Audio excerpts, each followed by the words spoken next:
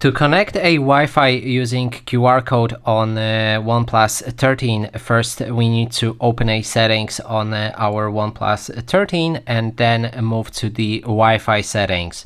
Now inside you'll be able to join Wi-Fi network by clicking on this button right here and scanning QR code on this device.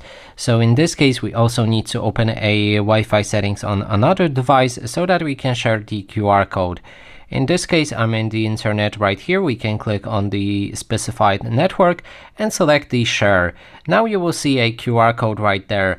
You need to, as I said, click on the scanner and then grab your phone and scan the QR code on the screen of the other device. Now you'll see that you are connected to the network of that phone.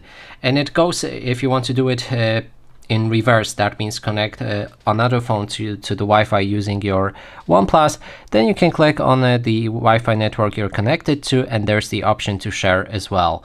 And that is everything.